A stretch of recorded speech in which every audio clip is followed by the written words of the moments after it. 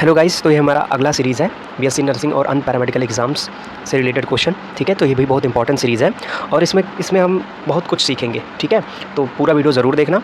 ठीक, first question है हमारा, reaction order of an radioactive disintegration reaction is. तो जो रेडियो एक्टिव डिसइंटीग्रेशन होता है, ठीक है, रेडियोधर्मी क्षय, ठीक है, उसका रिएक्शन ऑर्डर, ठीक है, अभिक्रिया कोट क्या होती है। ठीक है, तो रेडियो एक्टिव डिसइंटीग्रेशन, तो हमारा जो रिएक्शन ऑर्डर है वो कितने प्रकार का होता है। सबसे पहले ज़ीरो ऑर्डर, ठीक, first order, second order generally. ठीक, तो जो हमारा ज़ीरो ऑर्डर रिएक्शन होता है उसका रेट क्या होता है, रेट बराबर, ठीक, constant, rate constant into concentration के पावर, यहाँ पे क्या होगा, यहाँ पे जो होगा वो ऑर्डर लिखते हैं। ठीक, तो यहाँ पे ज़ीरो ऑर्डर है तो यहाँ पे ज़ीरो लिखेंगे, और किसी के पावर ज़ीरो मतलब कि क्या होता है 1। ठीक, यानी कि ये पूरा ऑल वैल्यू कांस्टेंट हो जाएगी, यानी कि जो हमारा ज़ीरो ऑर्डर रिएक्शन है उसमें रेट कांस्टेंट होगा। ठीक है, कंसंट्रेशन पे, नंबर पे डिपेंड नहीं करेगा। ठीक, फर्स्ट ऑर्डर रिएक्शन है जो हमारा, उसमें उसका रेट क्या होता है कि ए की पावर कंसंट्रेशन की पावर 1 होगा, क्योंकि ये फर्स्ट ऑर्डर है। ठीक, तो 1 होगा, तो 1 यानी कि rate directly proportional to the concentration. ठीक है, जैसे जैसे हमारा रेट बढ़ता जाएगा, ठीक है, वैसे वैसे जैसे जैसे हमारा कंसंट्रेशन जितना रहेगा उसी रेट से हमारा रेट भी बढ़ेगा। ठीक है, उसके बाद second order reaction, rate is equal to constant A की पावर 2। ठीक है, यानी कि यहाँ पर रेट directly proportional to the concentration की पावर 2। ठीक है, तो ये यानी कि जो हमारा ज़ीरो ऑर्डर रिएक्शन होता है वो रेट पे डिपेंड नहीं करेगा, और जो हमारा फर्स्ट ऑर्डर रिएक्शन होता है वो रेट पे डायरेक्टली डिपेंड करेगा। ठीक है, तो रेडियो एक्टिव डिसइंटीग्रेशन में क्या होता है, चलो अभी हम लोग थोड़ा सा और इसमें डीपली थोड़ा सा देखते हैं। ठीक है, तो ये हम इसको फ़ोन को घुमा लेंगे। ठीक है, तो इसमें हम लोग देखते हैं, देखो ये जो तुम्हारा ज़ीरो ऑर्डर रिएक्शन है इसका रेट देखो, हमने देखा ये कांस्टेंट होता है, और इसमें रेट के ए यानी कि कंसंट्रेशन डायरेक्टली प्रोपोर्शनल, और इसमें क्या होता है, रेट के ए की पावर 2 होता है। ठीक, उसके बाद हमारा एक सबसे इंपॉर्टेंट क्वेश्चन होता है हाफ लाइफ, ये ज़रूर पूछा जाता है, और ख़ासकर जो हमारा फर्स्ट ऑर्डर रिएक्शन का होता है वो हाफ लाइफ पूछा जाता है। तो जो हमारा फर्स्ट ऑर्डर रिएक्शन का हाफ लाइफ होता है वो कांस्टेंट होता है। ठीक, उसकी वैल्यू होती है टी हाफ बराबर 0.693/K।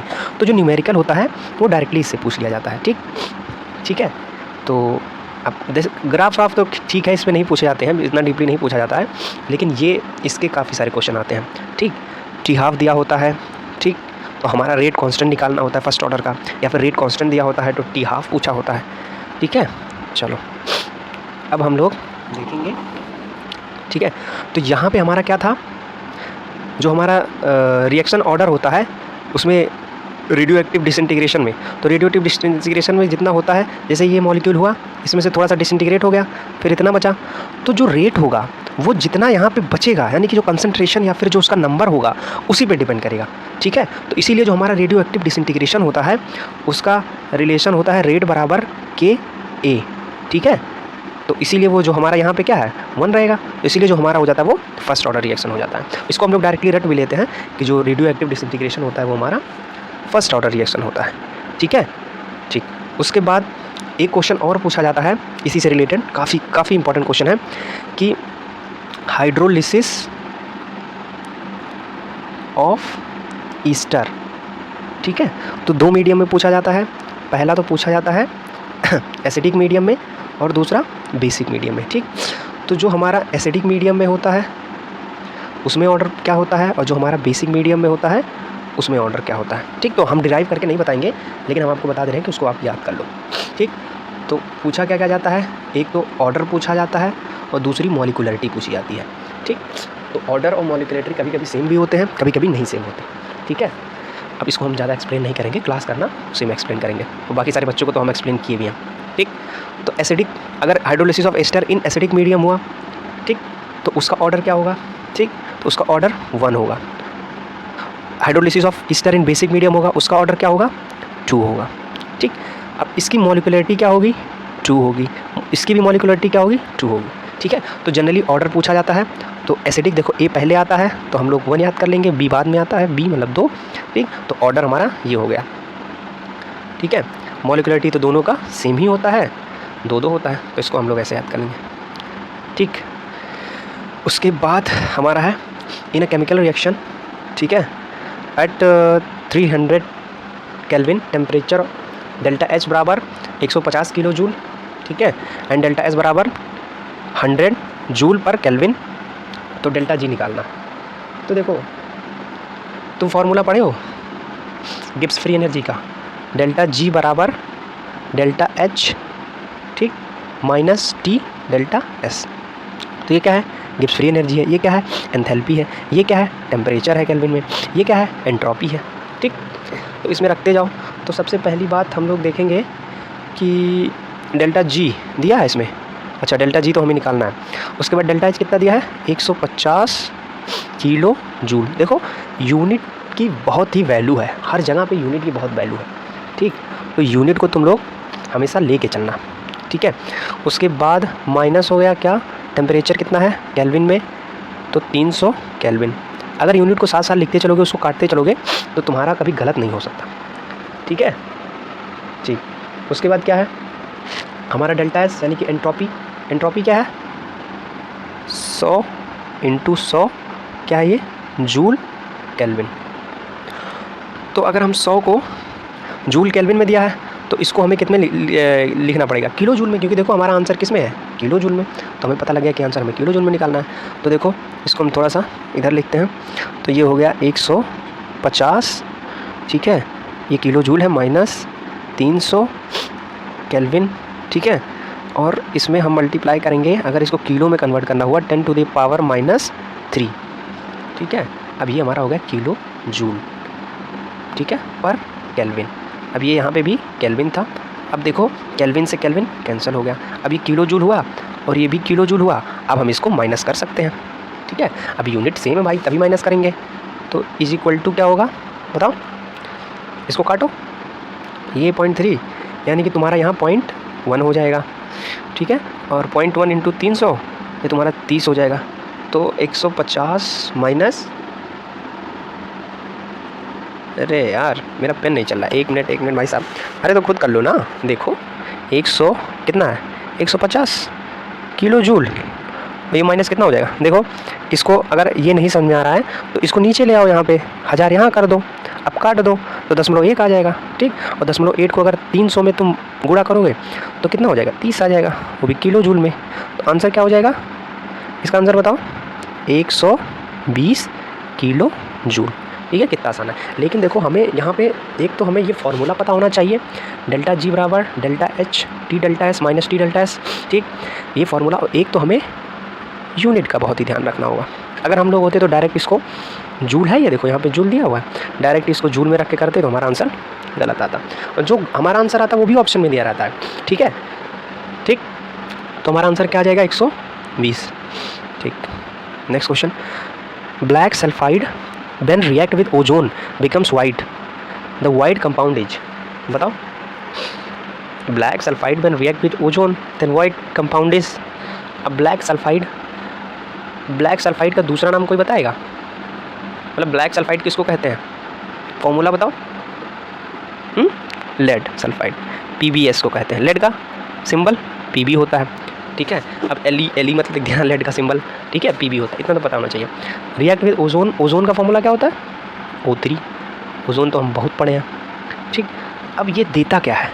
ठीक, तो जो हमारा सल्फ़र होता है वो O से कंबाइन करके सल्फेट बना लेता है, फिर ये लेड से कंबाइन होता है, तो क्या होता है?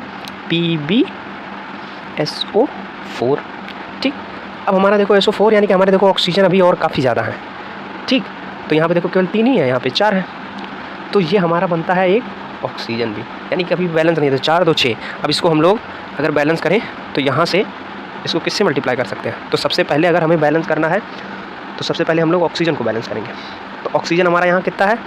3, लेफ्ट हैंड साइड में 3 है, और इधर 4 2 6, तो 3 2 6। अगर यहाँ पे 2 कर दें तो क्या हो जाएगा?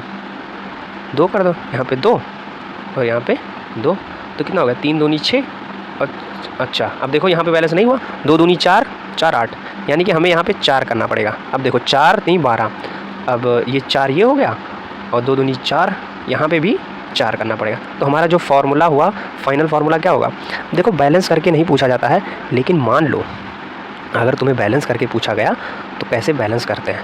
तो जनरली हम लोग ऑक्सीजन को बैलेंस करेंगे तो हमारा रिएक्शन बैलेंस हो जाएगा। ठीक है, अब देखो 4 3 12 ऑक्सीजन इधर है और 4 दूनी 6, हाँ 4 दूनी 6। अच्छा ये हमारा बैलेंस नहीं हो रहा है, देखो 4 3 12 और 4 दूनी 8, ओह 4 दूनी 6 बोल, मैं ऐड कर रहा हूँ, 4 दूनी 8 और प्लस 4 12। ठीक है, मेरी गलती है मैं 4 2 ऐड कर रहा था।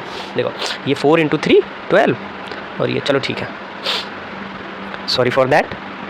अ मोनोमर ऑफ नाइलॉन इज, ठीक, नाइलॉन 66, पहली बात तो 66 नहीं होता। ठीक है, नाइलॉन 66 उसको पढ़ा जाता है। तो नाइलॉन 66 का मोनोमर बताओ, बताओ। तो हम लोग पढ़े थे कि जो नाइलॉन 66 होता है वो किससे बना होता है, हेक्सा, ये देखो याद करने वाला है। ठीक, मेथाइलिन, लेकिन क्वेश्चन बहुत पूछा जाता है इसमें, डाई एमाइन, ठीक है, प्लस एडिपिक एसिड। ठीक है, हेक्सामेथाइलिन डाई एमाइन एडिपिक एसिड। अब हेक्सामेथाइलिन डाई एमाइन का नाम कोई बताएगा क्या होता है, और फॉर्मूला बता दो। फॉर्मूला बता दो। देखो तुम्हारे क्वेश्चन में क्या दिया था, चलो अब तुम्हारे भी देखेंगे, पहले ये तो याद कर लो ऐसे। तो हेक्सामेथाइलिन डाइमन, अब देखो हेक्सा मतलब 6, तो 6 कार्बन का है, और मेथाइल मतलब CH3। तो अगर मेथाइलिन होता मतलब मेथाइल ग्रुप क्या होता है, तो बीच में होगा यानी कि CH2 होगा। तो CH2 कितना 6 हो गया। डाई एमाइन, डाई मतलब 2, एमीन मतलब NH2, तो एक इधर लगा दो, एक इधर लगा दो, लग गया भाई। अरे चलो NH2, ठीक है, एक इधर NH2 हो गया, एक इधर NH2 हो गया। अब ये हेक्सामेथाइलिन डाइअमीन हो गया। अब एडिपिक एसिड, एडिपिक एसिड का फॉर्मूला क्या होता है, बीच में 4 कार्बन होगा, इधर भी एसिड और इधर भी एसिड।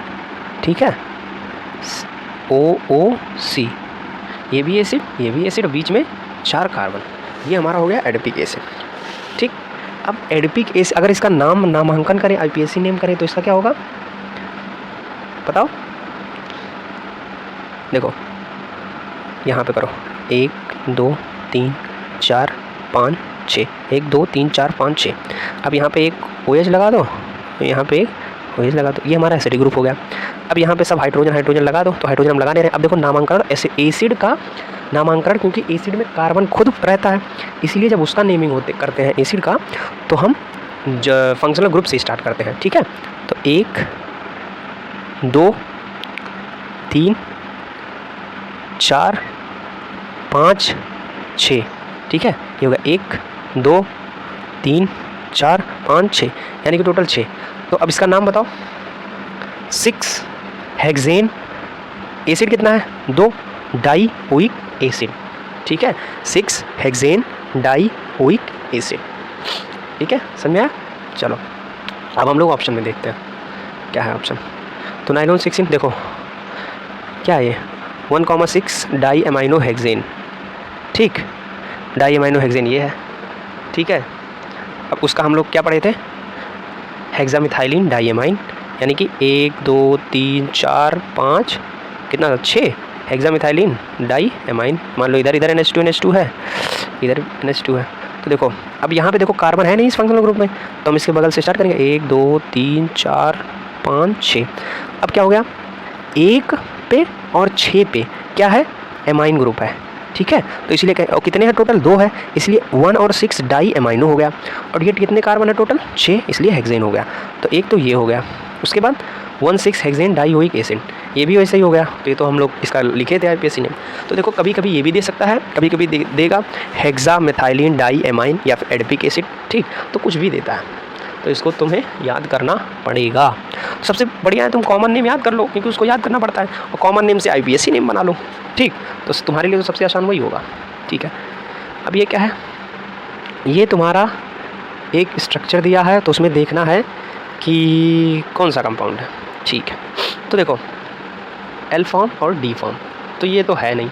ठीक, L और D फॉर्म हम लोग पढ़ते हैं कि OH राइट साइड हो तो D फॉर्म है फर्स्ट कार्बन पे, और OH लेफ्ट साइड हो तो L फॉर्म है। तो ये तो लिवो आइसोमर है नहीं।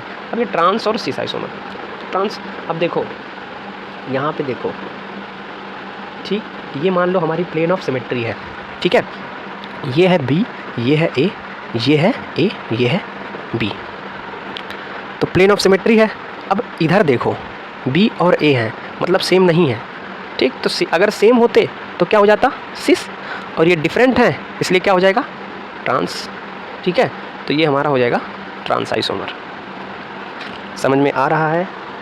तो देखो कई सारे क्वेश्चन में हम लोग प्लेन ऑफ सिमेट्री नहीं निकाल पाते, ठीक। तो प्लेन ऑफ सिमेट्री भी निकालना आना चाहिए हमें, ठीक है। Most important energy carrier in the living cell, ये तो भाई बचपन से पढ़ते आ रहे हैं। बताओ एनर्जी कैरियर कौन सा होता है सबसे इम्पॉर्टेंट? एनर्जी कैरियर तो ये भी होते हैं, NADP होता है, NADPH2 होता है, FAD, ठीक। तो FAD, NAD, ठीक है, NADH, FADH, तो ये सब होता है, ये भी एनर्जी कैरियर। लेकिन सबसे इंपॉर्टेंट कैरियर लिविंग सेल में क्या होता है, ATP। अब कहीं कहीं ATP का फुल फॉर्म भी पूछ लिया जाता है। ATP का फुल फॉर्म क्या होता है, एडिनोसिन ट्राईफॉस्फेट, यानी कि एडिनोसिन होता है, एडिनोसिन गुआनोसिन सब पढ़े हो, ठीक है। और ट्राईफॉस्फेट यानी कि 3 फॉस्फेट ग्रुप से अटैच होता है। ये powerhouse of the cell किसको कहते हैं, माइटोकॉन्ड्रिया को। Energy currency of the cell mitochondria, ठीक है। एनर्जी करेंसी ATP होता है, उसमें कहाँ पे बनता है, माइटोकॉन्ड्रिया में, ठीक। चलो ये सारे क्वेश्चन बहुत ही कॉमन क्वेश्चन है, तो तुम्हें याद होना चाहिए। अब देखो ये हम लोग कहाँ चले गए, अच्छा हाँ चलो अब बताओ यहाँ पे ये हमारा है क्वेश्चन, देखो एग्जाम्पल ऑफ प्रोटीनेस बताओ। तो इसमें तो भाई इंसुलिन से रिलेटेड काफ़ी क्वेश्चन आते हैं, ठीक। तो तुम्हें अब यहाँ पे तो लिखा ही है ह्यूमन इंसुलिन, तो तुम बता दोगे इसका आंसर इंसुलिन है। लेकिन इंसुलिन से इतने क्वेश्चन आते हैं कि अगर कोई भी एग्ज़ाम दो तो एक क्वेश्चन इंसुलिन से तो रखा ही है। तो इंसुलिन के बारे में क्यों ना हम लोग सब कुछ जान जाए, क्या कहते हो? तो देखो जो हमारा, चलो जानते हैं थोड़ा बहुत, जितना जानने की कोशिश करते हैं। इंसुलिन होता है, ठीक। इंसुलिन कहाँ से सिक्रीट होता है पहले बताओ? पैंक्रियास से, ठीक। पैंक्रियास के कौन से सेल से? Alpha cell, beta cell, delta cell, beta cell से, ठीक है। तो इंसुलिन कहाँ से सिक्रीट होता है? बीटा सेल से, अल्फ़ा सेल से। अब देखो यहाँ पे अल्फ़ा बीटा तीनों देख लो भाई, तो बता ही रहे हैं तो देख लो।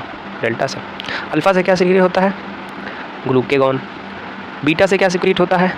इंसुलिन, ठीक। गामा से क्या सिक्रीट होता है बताओ? सोमैटोस्टैटिन, ठीक है। चलो छोड़ो, गामा से जल्दी आता नहीं है।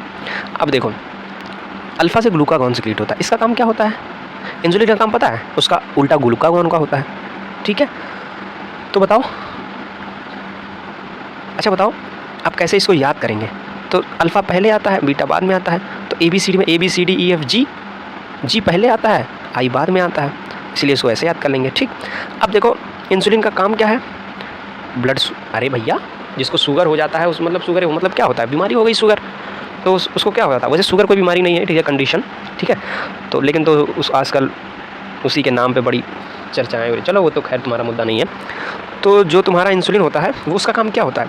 अगर हमारे ब्लड ग्लूकोज में शुगर ज़्यादा हो जाए तो उसको कम करता है, ठीक, और उसको मेंटेन रखता है, ठीक है, मेंटेन रखता है, ठीक है।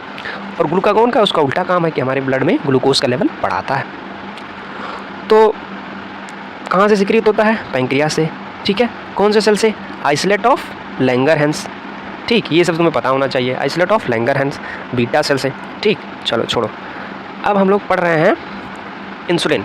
जो हमारा इंसुलिन होता है वो टोटल 74 अमाइनो एसिड से बना होता है, ठीक। अमाइनो एसिड, अगर कई सारे अमाइनो एसिड को अगर हम ज्वाइन कर दें तो वो क्या बन जाएंगे? प्रोटीन, ठीक है। तो अगर क्वेश्चन देखो पूछा जाता है, बहुत बार पूछा जाता है कि प्रोटीन का बेसिक यूनिट, फंक्शनल यूनिट क्या होता है? Amino acid. तो और ऐसे घुमा के पूछा जाता है कि a chain of amino acid is known as protein, ठीक है। और उसके बाद ग्लूकोज बताओ, चलो कार्बोहाइड्रेट का क्या होता है? चलो वो सब तुम पढ़ लेना। उसके बाद इंसुलिन का देखो 74 टोटल अमाइनो एसिड होते हैं, ठीक। तो उसमें स्टार्टिंग में जो इंसुलिन जो हमारा होता है वो इनएक्टिव होता है, ठीक। तो उसमें 3 चेन पाए जाते हैं, एक होता है A चेन और B चेन, और बीच में होता है उसके C चेन। अब जैसे ये है तो मान लो ये A चेन है और ये B चेन है, और बीच में हमारा भैया आ गया C चेन, ठीक। तो A, B और C, तो ये जो C चेन है ये इंसुलिन को इनएक्टिव रखता है, ठीक है। और टोटल कितने अमाइनो एसिड है इस टाइम? 74।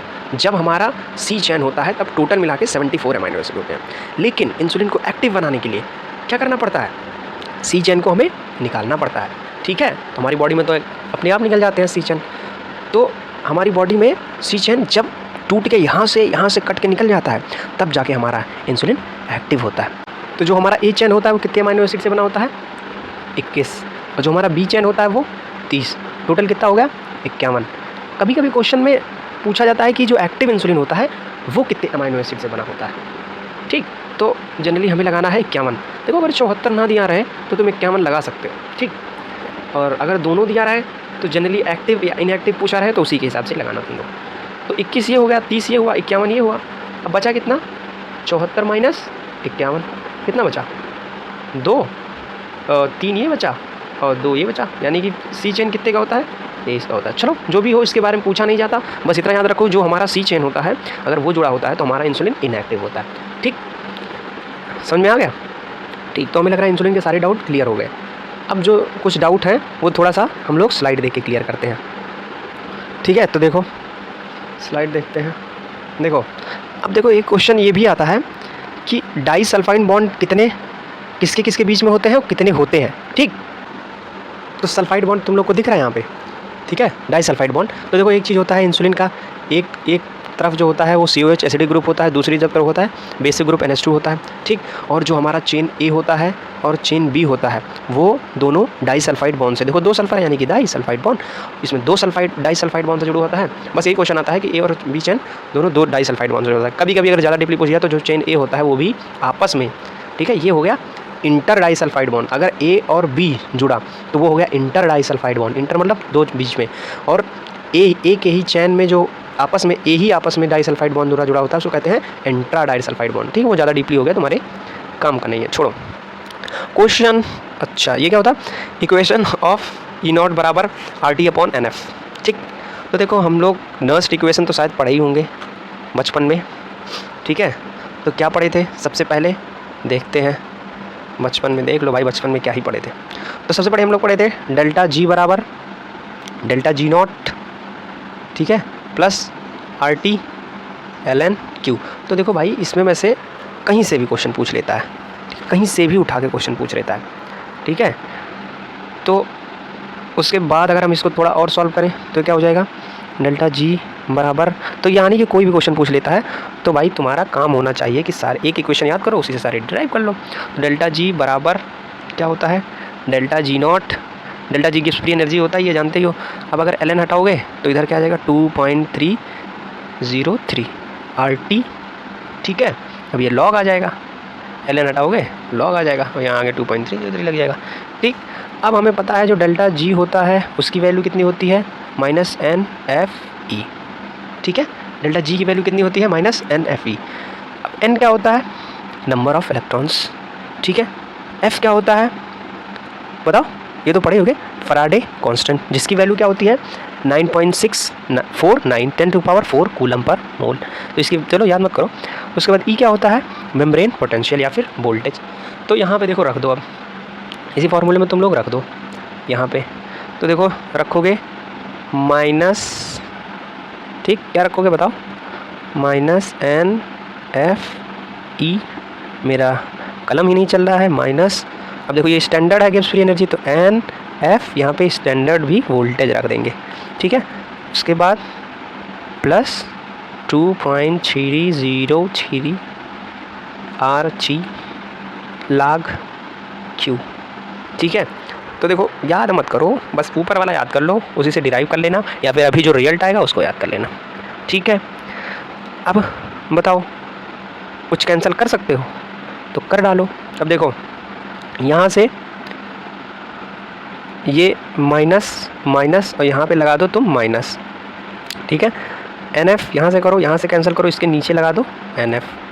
ठीक, समझ में आ रहा है, कुछ नहीं आ रहा है, मैं क्या करूँ, आना चाहिए, मैथमेटिक्स आना चाहिए। ठीक है, अब देखो माइनस यहाँ पे, देखो माइनस माइनस यहाँ दोनों हटाया था, चेंज किया था सबका साइन, यहाँ माइनस लगा देंगे। 2.303 आल्टी के अपान क्या था, यहाँ देखो NF NF दोनों से काटा था तो यहाँ से भी डिवाइड, अरे NF NF से डिवाइड किया था तो NF से डिवाइड कर दो भैया, कहाँ इतना परेशान हो रहे हो, log Q। अब देखो ये मेरा हमारा जो फॉर्मूला हो गया ये बढ़िया सा हो गया, इसको थोड़ा सा अगर हम और सॉल्व करें तो ये हमारा हो जाएगा ई नॉट माइनस, इसको सॉल्व करो, आर की वैल्यू रखो कितना 8.31, ठीक है। उसके बाद टी की वैल्यू रखो कितना 298 केल्विन, ठीक है। उसके बाद इसको अगर सॉल्व करोगे और हमारा एफ़ की वैल्यू रखो फराडे की वैल्यू, ठीक है। कुछ पता है किसी को 96,500 कूलम, चलो नहीं पता है कोई दिक्कत नहीं, इसको रख दोगे तो हमारा जो फाइनल रिजल्ट आएगा वो यहाँ पे देखो ई, रुक जा भाई, ई बराबर ई नॉट, ठीक है, minus 0.059 upon N log Q. तो इससे कई सारे क्वेश्चन निकलते हैं, ठीक। क्यू की जगह कैसी भी रख सकते हो, क्यू इक्विवेलेंट भी कुछ भी रख सकते हो, ठीक। तो इससे कई सारे क्वेश्चन निकलते हैं, हमें थोड़ा सा निराश नहीं होना है, ठीक। अब देखो यहीं से हम लोग निकालेंगे, क्या निकालेंगे, क्वेश्चन में हमारे क्या दिया है, ई नॉट दिया है, ठीक। अब देखो ई नॉट दिया है, ये देखो क्वेश्चन में सही लिखा ही नहीं है यहाँ पर प्रिंटिंग, देखो ई नॉट बराबर R T upon N F, ठीक है। और ये है एल एन के इक्विवेलेंट, बताया था चाहे क्यू लिखो चाहे के इक्विवेलेंट लिखो। अब देखो यहाँ पे अगर तुम देखो तो जो हम फार्मूला लिखे थे ई ऑफ सेल बराबर E not of the cell minus R T upon n F L n Q, वो लिखे थे, उसमें क्या मैच कर रहा है, अरे हमारा क्या फार्मूला था, भूल जाते हो इतना जल्दी। देखो क्या था, ई बराबर E not minus R T upon n F, यही तो था, एल एन के, ठीक। तो इसको हमें ज़ीरो कर लिया है, तो ये हमें इक्विलिब्रियम पे ही आएगा, मतलब कि ये हमें जो पूछा गया है वो इक्विलिब्रियम स्टेट पे ही पूछा गया है, ठीक। तो इसमें देखो मेंशन नहीं है, लेकिन अब पूछा गया है कि ये कहाँ से ड्राइव हुआ तो बताएंगे। अब देखो इसमें तुम्हारा तो बहुत सिंपल क्वेश्चन था, तुम नॉस्ट इक्वेशन इसको कहते हैं, लगा लो आगे बढ़ जाओ, इसलिए वीडियो स्किप कर दो अगर तुम्हें नहीं समझना है, लेकिन भाई क्वेश्चन आते हैं, इसलिए मैंने सोचा तुम्हें पूरा बता दूँ। अब यहाँ पे इसको अगर ज़ीरो करोगे तो देखो इनको इधर भेज दो, इनको इधर भेज दो, तो साइन चेंज हो जाएगा, तो हमारा ये आ जाएगा, ठीक। तो इक्विलिब्रियम पे हमारा ये नॉस्ट इक्वेशन का फॉर्मूला है। चलो समझ गए, तो आगे बढ़ो। अब the formula of dichlorobis urea copper, बताओ। अब सबसे पहले तुम बताओ यूरिया का फॉर्मूला क्या होता है, बताओ यूरिया का फॉर्मूला क्या होता है। अच्छा, अब यूरिया से रिलेटेड कुछ क्वेश्चन ऐसे हैं, first compound synthesise in lab, बताओ first compound synthesise in lab, urea, अरे कहाँ चला गया, मेरा कलम ही नहीं काम कर रहा है, बताओ first compound synthesise in lab urea, ठीक है। यूरिया का फॉर्मूला क्या होता है, तो देखो लैब में देखो सबसे पहले जो बर्जीलियस भाई साहब आए थे, वाइटल फोर्स थ्योरी दिए थे, वो क्या कहे थे, कहते कि जो चीज़ें लिविंग से बायो लिविंग से जो चीज़ ओरिजिन बनती हैं, जो बायो लिविंग के अंदर बनती हैं, उसको हम लोग लैब में सिंथेसाइज नहीं कर सकते। तो उन्होंने बताया वाइटल फोर्स थ्योरी, मतलब उन्हें एक अलग शक्ति उनके पास होती है, तभी वो लोग सिंथेसाइज करते हैं, और हम उसको लैब में सिंथेसाइज नहीं करते। लेकिन फिर होलर भाई साहब आए, होलर WOHLER, क्वेश्चन पूछा जाता है, होलर यूरिया को सिंथेसाइज किसने किया लैब में, होलर भाई साहब। तो होलर भाई साहब आए, वो क्या किए, अमोनियम साइनेट, अमोनियम साइनेट का फॉर्मूला बताओ, अमोनियम साइनेट CNO, ठीक है। ये अमोनियम साइनेट को इन्होंने जब हीट किया तो अमोनियम लैब में ही किया सब कुछ, अमोनियम साइनेट को जब हीट किया तो ये क्या किए, अच्छा यूरिया पाया कहाँ जाता है, अरे भैया हमारी बॉडी में यूरिया कहाँ, यूरिन के फॉर्म में निकलता है, ठीक है। स्वेट के फॉर्म में भी थोड़ा बहुत निकल जाता है, ठीक।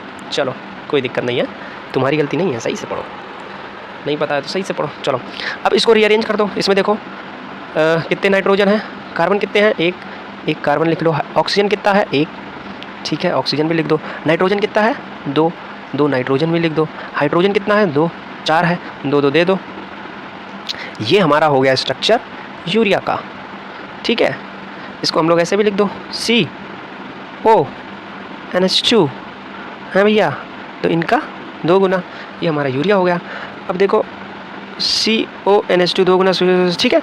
अब सारे ऑप्शन में CONH2 है। अब मतलब डाइक्लोरोबिस यूरिया, डाइक्लोरोबिस यूरिया यानी कि डाई मतलब 2, क्लोरो मतलब क्लोरीन, अरे हाइड्रोजन हीलियम लिथियम बेरियम, ठीक है। चलो क्लोरीन तो जानते ही होंगे, ठीक है। तो यहाँ पे लिखा है कॉपर 2, यानी कि कॉपर का ऑक्सीडेशन स्टेट +2 है। तो कॉपर का ऑक्सीडेशन देखो, ये तो यूरिया न्यूट्रल मॉलिक्यूल है, ठीक, इसका कोई चार्ज नहीं होगा, तो कॉपर को +2 कौन दे सकता है, क्लोरीन 2, ठीक है। और डाइक्लोरो वैसे दिया भी है, बहुत सिंपल क्वेश्चन है यार, अगर इसमें दिया होता कि कॉपर का +2 ऑक्सीडेशन है स्टेट है और यूरिया और प्लस यूरिया वाले कंपाउंड का नाम स्ट्रक्चर बताओ, तब मज़ा आता, ठीक है। तो सब सारा एलिमेंट केवल देता, उसका डाई और बाई ये सब मत बताता, तो फिर मज़ा आता, तो बढ़िया क्वेश्चन होता। चलो ठीक है, तो हमारा ये हो गया यूरिया। यूरिया कितना है 20, तो हमारा ये 20 यूरिया केवल इसी में है। चलो 20 यूरिया इसमें, चलो किसी में नहीं है अभी तो। उसके बाद हमारा क्या हो गया कॉपर +2। हाँ कॉपर +2, तो हमारा कॉपर का Cl2 होना चाहिए। तो Cl2 कहाँ है, यहाँ पे है, लेकिन यहाँ पे डाई यूरिया नहीं है, कोई फार्मूला नहीं होगा इसमें, में से कोई नहीं सही है। अब देखो जो हमारा फार्मूला मेन होता है वो क्या होता है, सबसे पहले हम लोग लिख लेंगे यूरिया CO, ठीक है। NH2 था, कितनी बार था, 2 बार था, ठीक है। लेकिन क्वेश्चन में क्या दिया है, क्या दिया है क्वेश्चन में कि जो यूरिया है वो भी 2 बार है, तो इसको हम 2 बार कर लेंगे, ठीक। कॉपर क्या था, +2 ऑक्सीडेशन स्टेट में था, और Cl2 था, ठीक। ये हमारा हो गया क्वेश्चन आंसर, ठीक। अब देखो Cl2 चाहे तुम यहाँ लिखो चाहे लिखो, बात एक ही है, मतलब यहाँ भी लिख सकते हो Cl2 CuCl, ठीक है। ये है तुम्हारा फाइनल आंसर, ठीक है। तो हमें लग रहा है ये ऑप्शन में नहीं दिया गया है, देखें Cl2 इसमें दिया हुआ है, नहीं दिया हुआ है, ठीक। तो ये इसमें होगा नन ऑफ दिस, बल्कि हमें आंसर पता लग गया।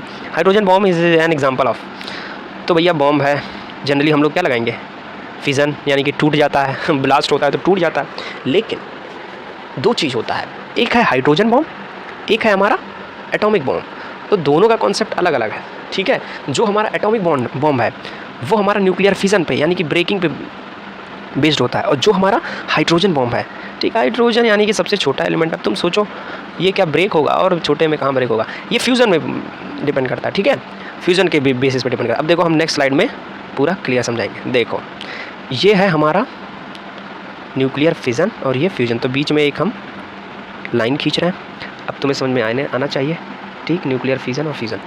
अब देखो यहाँ पे न्यूट्रॉन का atomic mass 1, uranium radio active uranium है, ठीक है, इसलिए इसको 235 दिया गया है। अब 235 में एक न्यूट्रॉन आके जुड़ जाएगा तो कितना हो जाएगा 236। 236 में क्या होगा, अब ये क्या होगा बताओ, फिजन होगा इसका। तो जब फिजन होगा तो क्या बनेगा, बेरियम और क्रिप्टॉन।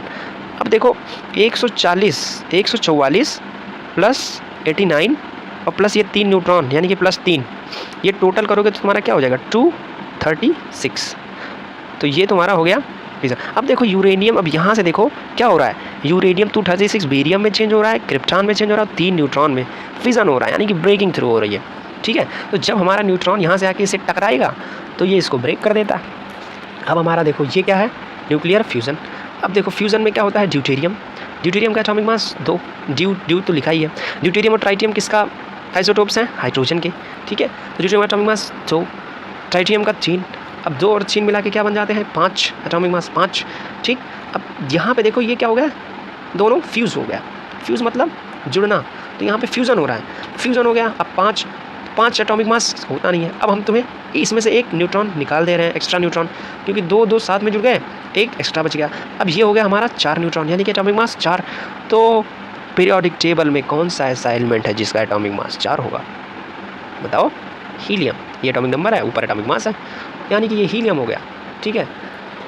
तो अगर क्वेश्चन भी दिया है घुमा फिरा के कि अगर यूरेनियम 236 है, या फिर शुरू से पूछ लिया यूरेनियम 235 है, अगर वो एक न्यूट्रॉन से टकराया तो कौन सा रिएक्शन कॉज करेगा, तो बताना बेरियम बनेगा, क्रिप्टॉन बनेगा, ठीक है, और 3 न्यूट्रॉन रिलीज होंगे, और ये होगा फिजन। फिर उसके बाद अगर ड्यूटेरियम और ट्राइटियम फ्यूज़ हो गए, ठीक, और हीलियम बना लिए, तो ये कौन सा रिएक्शन होगा, फ्यूज़न, ठीक है, जो कि हमारे हाइड्रोजन बॉम्ब में होता है, ठीक है। तो फ्यूज़न हमारा, ये हमारा पहला आंसर हो जाएगा। अगर एटॉमिक बॉम्ब होता तो वहीं पे फिजन हो जाता आंसर, ठीक। तो सब कुछ क्लियर हो गया हमारा। Which of the following gas is also known as inert gas, inert gas. तो पूरी तो हमारी पीरियोडिक टेबल में अवध सारणी में हमारा जो 18वां ग्रुप है, ठीक, कहाँ से, helium, neon, argon, krypton, xenon, Heera, Meena और करीना, जिंदा रहना, जो भी हो, जैसे ही ट्रिक हम लोग आती हैं।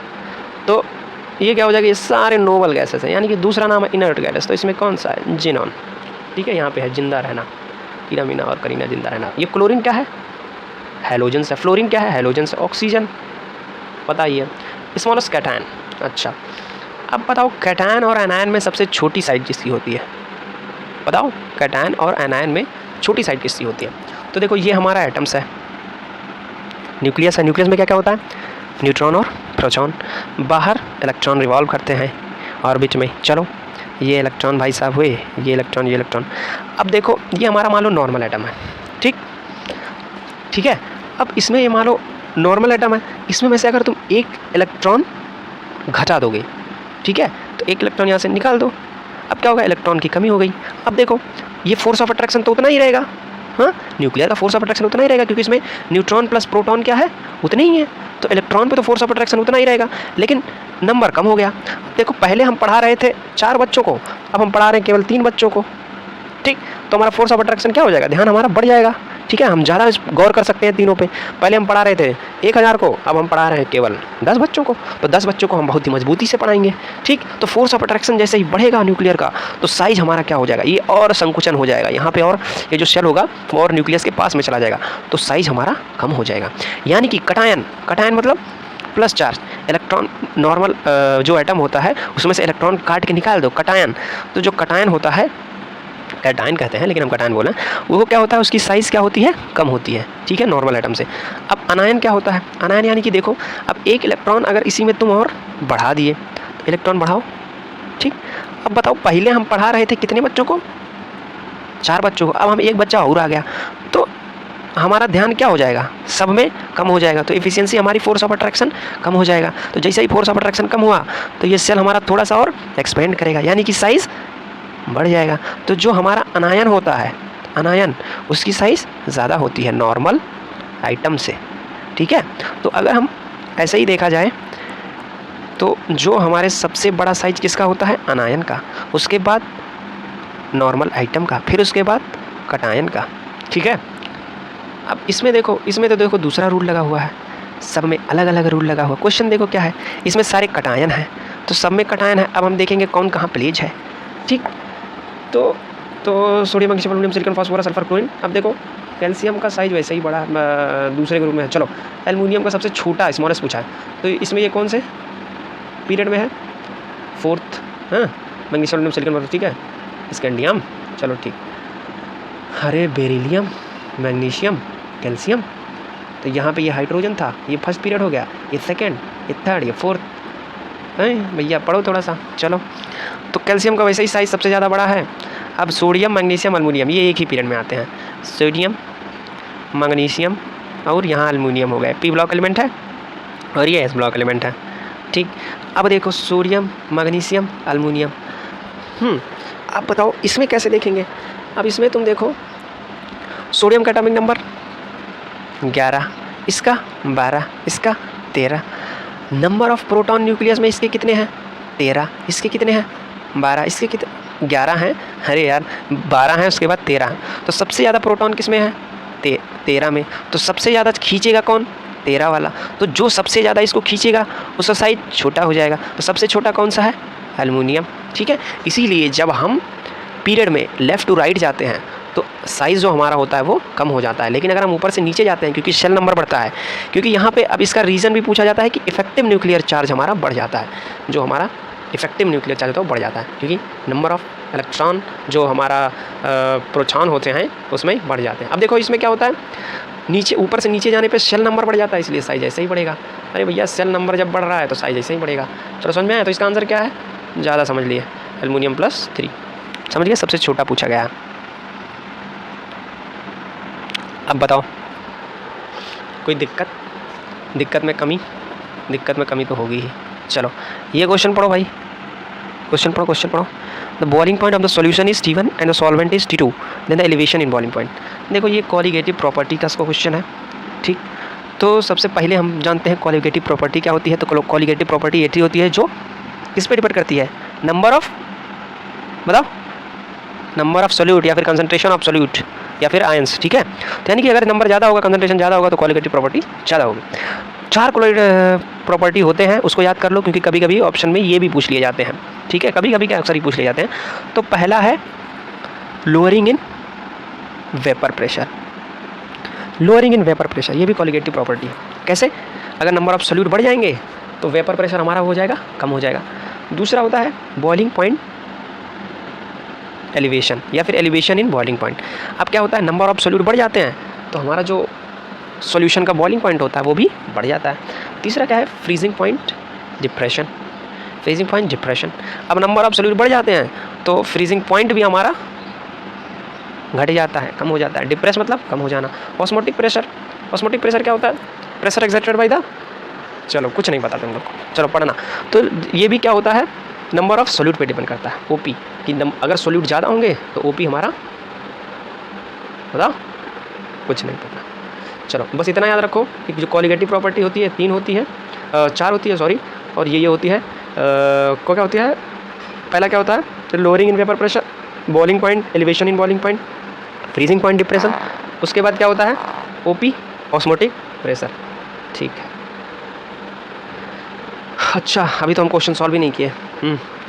ज्ञान ज्ञान ज्ञान। चलो क्वेश्चन क्या था हमारा, क्वेश्चन था, अब हम एक फार्मूला पढ़े थे एलिवेशन इन बॉइलिंग पॉइंट में कि change in temperature elevation in boiling point बराबर आई इंटू के बी इंटू एम। ये क्या होता है, मोलरिटी होता है। ठीक है, तो डेल्टा टी बी क्या होता है, अब देखो बॉइलिंग पॉइंट यानी कि डेल्टा टी बी मतलब बॉइलिंग पॉइंट ऑफ सॉल्यूशन। तो सबसे पहले देखो हमारा सॉल्वेंट था, प्योर सॉल्वेंट, तो उसकी बॉइलिंग पॉइंट क्या थी T2। सॉल्वेंट की बॉइलिंग पॉइंट प्योर कितनी थी T2। अब हमारा जब सॉल्यूशन हो गया तो उसकी बॉइलिंग पॉइंट हो गई T1। तो सबसे ज़्यादा बॉइलिंग पॉइंट अब सॉल्यूशन में क्या हो गया, सॉल्यूशन मतलब सोल्यूट प्लस सॉल्वेंट, तो जहाँ भी सोल्यूट आएगा उसकी बॉइलिंग पॉइंट बढ़ गई, यानी कि T1 is greater than T2। ठीक, अब हमसे पूछा एलिवेशन इन बॉइलिंग पॉइंट यानी कि बढ़ोतरी कितनी हुई। अरे तो भैया जो ज़्यादा है उसमें से कम घटा दो, तो T1 माइनस T2, इतना ज़्यादा बढ़ोतरी हुई। अरे पहले क्या था, T1 था जो कि कम था और ये बढ़ के इतना हुआ, तो इतने में से इतना घटा दो, फाइनल माइनस इनिशियल, तुम्हारा हो गया आंसर T1 माइनस T2। चलो next question, on mixing equal volume of 2 buffer solution pH of, ये क्वेश्चन ठीक है, बताओ। On mixing equal volume pH बताना है हमें, बताओ कोई बता पाएगा, पहले बताओ pH क्या होता है। थोड़ा सा इसका भी जान लो, बेसिक क्वेश्चन पूछे जाते हैं pH के बारे में। ठीक, तो pH क्या होता है, pH मतलब होता है potential of H+ ion concentration, या फिर ठीक है, या फिर power of N+H+ ion concentration. तो उसको क्या कहते हैं, negative logarithm of H+ ion concentration. इसको ऐसे भी लग सकते हो, माइनस को हटा दो, log अपॉन 1/H+ आयन का कंसंट्रेशन, ये जो ब्रैकेट रहता है वो कंसंट्रेशन होता है। ठीक है, उसके बाद हम लोग एक फार्मूला और पढ़ लो कि जो H+, ठीक है, और इंटू OH- जो इसकी वैल्यू होती है 10⁻⁻14 होती है। ठीक है, और एक और पढ़ लो कि जो न्यूट्रल सॉल्यूशन होता है उसमें H+ और OH- बराबर होते हैं। ठीक, तो हमारा होता है H+ बराबर OH- बराबर 10⁻⁻7। अब pH का बता दो, अब यहाँ से तुम pH और H+ आयन में अब देखो एक फार्मूला और निकाल सकते हो, कैसे बताओ, ये माइनस को हटा के इधर माइनस लगा दो। ठीक है, देखना ध्यान से देखना, लॉग को हटाओगे तो इधर क्या हो जाएगा 10⁻⁻ हो जाएगा। तो देखो क्या हो जाएगा, अब देखो यहाँ से लिख रहे हैं, पहले इधर से शुरू कर रहे हैं, H+ कंसंट्रेशन बराबर, ठीक, क्या होगा देखो इधर माइनस हटा के इधर ले आया, ठीक, और लॉग को 10, अब जैसे ही ये लॉग इधर आएगा 10 में जाएगा तो इसे पावर में आ जाएगा, अब पावर में क्या आएगा माइनस pH। तो भैया अगर ये हमें केवल एक ही फार्मूला पता है और ये पता है, केवल 2 ही फार्मूला पता है, तो हम पूरा सॉल्यूशन के जितने भी क्वेश्चन है सब निकाल लेंगे। ठीक है, तो ठीक है, कोई सॉल्यूशन तो सारे क्वेश्चन तो निकाल ही लेंगे। पहले आज हम आते हैं ये अपना क्वेश्चन सॉल्व करते हैं। तो हमारा क्वेश्चन क्या था, क्वेश्चन अरे इसी में तो था भाई, चलो इसको तो रब करो पूरा, पहले इरेज करो। अब बताओ हमारा क्वेश्चन क्या है, फिर से पढ़ो। 2 बफर सॉल्यूशन है, ठीक है, जिसका एक का pH कितना है 3, दूसरे का कितना है 5। ठीक है, तो उसको मिला लो, देखो ऐसे बना लो, ऐसे ऐसे देखो बड़ा है थोड़ा सा, एक का pH 3 है तो आप स्किप कर सकते हो, एक का 5 है। ठीक है, इक्वल वॉल्यूम दोनों दिया है, अरे यार एक का 3 है एक का 5, 3 और 5 नहीं बन रहा, इक्वल वॉल्यूम दिया है, यानी कि अगर 20 का होगा तो 20 का भी होगा। फाइनल क्या बन रहा है, इसका pH निकालना है, और इसका वॉल्यूम 2 भी बन रहा है। अरे जब दोनों को मिलाएंगे तो V + V2 भी हो जाएगा, ठीक है। अब इसका फाइनल वॉल्यूम हमें निकालना है, pH निकालना, सॉरी। तो यहाँ पे जो हमारा एक का कितना है, फाइनल H+ आयन कंसंट्रेशन निकाल लो, कितना होगा पहले, H+ आयन से ही तो pH निकालोगे। तो ये इसका कितना है 10⁻⁻3। अरे अभी हम पढ़े थे H+ बराबर 10⁻⁻ pH, ठीक है। उसके बाद जोड़ दो कितना 10⁻⁻5, क्योंकि फाइनल वॉल्यूम कितना है 2 से डिवाइड कर दो, ठीक। तो इसको डिवाइड करना आता है, चलो तुम्हें बता ही दें कैसे करना है। तो देखो यहाँ पे 10⁻³ कॉमन लो, ले लिया 10⁻³। अब क्या बचा 1 प्लस कितना बचा 10⁻⁻2, ठीक है, अपान 2, ठीक है। अब देखो इसके बाद क्या है, यहाँ पे देखो 10⁻³ बटे 2, ठीक। अब ये देखो जो तुम्हारा 101 बटे 100 लिख लो। कैसे, इसको मान लो तुम, नहीं समझ में आया, अरे मेरे भाई ये मान लो 100, ठीक है, नहीं समझ में आया, ये 10⁻² है, हाँ बताओ। तो 10⁻² कितना होता है 0.02 होता है। तो इसको अगर हम माइनस वाला हटाएंगे तो क्या करेंगे, मल्टीप्लाई करेंगे कितने में 100 से। तो अगर हम ऊपर 100 से मल्टीप्लाई किया तो नीचे 100 से मल्टीप्लाई कर दो, तो ऊपर क्या हो जाएगा, यहाँ इसी को सॉल्व कर लो। ये है 1 प्लस ऊपर 100 से मल्टीप्लाई किया अपॉन 100, ठीक है। तो ये कितना हो जाएगा बताओ 101 बटा 100, ये हमारा इतना आ गया। अब हम इसको सॉल्व करो, लगभग अगर हम इसको सॉल्व करें तो ये काट देंगे, ठीक है। और ये 1/2 का कितना होगा 0.5 इंटू 10⁻³ देखो सॉल्व करने का तो हम डायरेक्ट सॉल्व कर सकते हैं, ठीक, लेकिन अब थोड़ा सा तुम्हें बताना पड़ेगा। अब देखो ये हमारा आ गया 0. कितना आ गया 5 इंटू 10⁻³, ठीक। अब हम लोग निकालते हैं pH। तो pH क्या होता है, pH बराबर -log H+। देखो तुम्हें निकालना ना हो तो वीडियो को थोड़ा आगे फॉरवर्ड कर सकते हो, लेकिन एक बार सीख लोगे तो क्या ही जाएगा। अब -log H+ कितना हम लोग भी निकाले थे 0.5 इंटू 10⁻⁻3, ठीक है। अब देखो इसका देखो, अब देखो फॉर्मूले बहुत होते हैं लेकिन तुम फार्मूला भूल जाओगे, लेकिन अगर तुम्हें मेथड पता होगा कैसे निकालते हैं तो हमें लग रहा है निकाल लोगे, ठीक है। अब देखो ये माइनस है, अगर ये ऊपर बाहर आएगा तो ये कितना हो जाएगा +3 हो जाएगा, बाहर कर लो इसको, ठीक। अब यहाँ पे क्या हो जाएगा माइनस कितना हो जाएगा log कितना 0.5, ठीक है। अब देखो तो 0.5 को तुम क्या लिख सकते हो 5/10, अरे 0.5 को 5/10 लिख सकते हो, हाफ है ना 5/10, ठीक है, लिख सकते हो या नहीं लिख सकते हो, ठीक। यानी कि क्या हो जाएगा 1/2, वही 5/10 छोड़ दो 1/2, 1/2 लिख सकते हो। अब अगर तुम 1/2 लिख सकते हो तो आगे देखो फिर यहाँ पे क्या लिख सकते हो, ये +3 है माइनस log 1/2। देखो 1/2 को अगर तुम ऊपर ले जाओगे 2 को तो यहाँ प्लस लगा दो तो ये क्या हो जाएगा 3 + log 2। अब देखो केवल तुम्हें log 2 की वैल्यू याद करनी पड़ेगी, 2 की वैल्यू कितनी होती है 0.3, आंसर क्या हो जाएगा 3.3, ठीक है।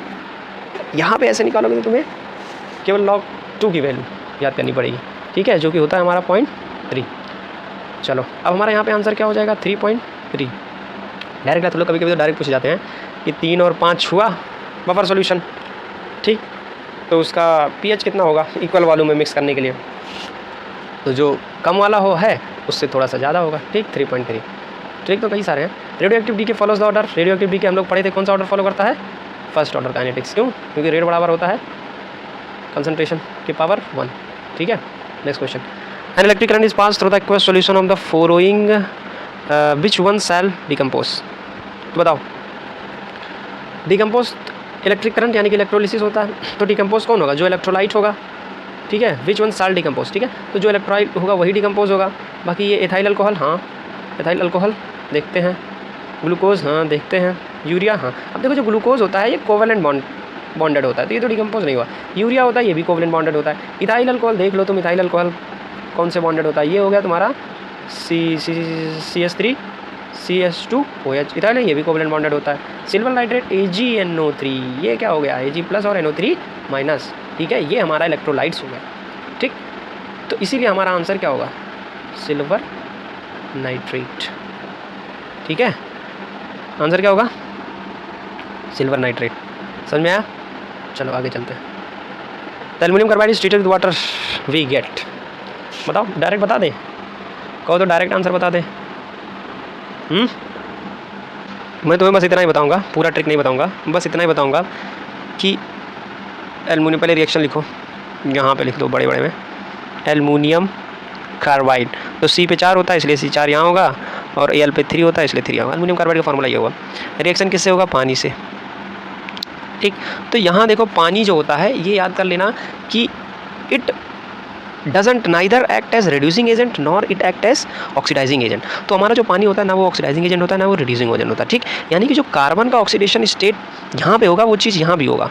ठीक है, तो एक तो तुम पहले मेटल का, अरे मेटल क्या देखो, एल्युमिनियम है, एल्युमिनियम प्लस है, अब पानी का देखो प्लस और माइनस है, तो माइनस वाला किसके साथ जाता है, प्लस के साथ, तो ये तुम बना दो एल्युमिनियम का हाइड्रोक्साइड 3।